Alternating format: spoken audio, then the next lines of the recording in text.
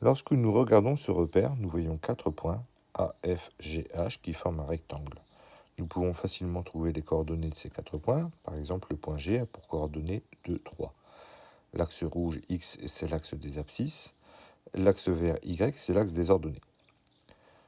Cependant, cette image est trompeuse, puisqu'en fait, nous sommes dans un pavé droit qui est dans l'espace.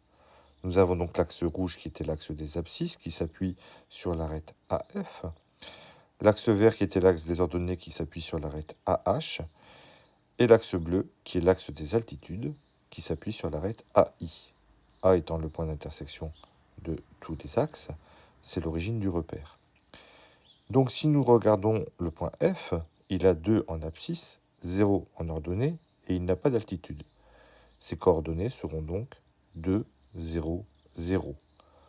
Puisque nous sommes dans l'espace, il y a 3 coordonnées, l'abscisse, l'ordonnée, l'altitude. Si nous prenons le point G, il a 2 en abscisse, 3 en ordonnée, et il n'a pas d'altitude puisqu'il ne monte pas. Ses coordonnées sont donc 2, 3, 0.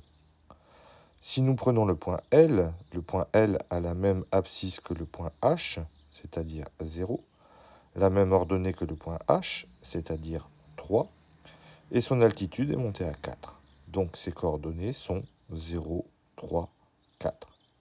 Prenons maintenant en dernier exemple le point K. Il a la même abscisse que le point F, c'est-à-dire 2, la même ordonnée que le point H, c'est-à-dire 3, et la même altitude que le point Y, c'est-à-dire 4. Le point K a donc pour coordonnées 2, 3, 4.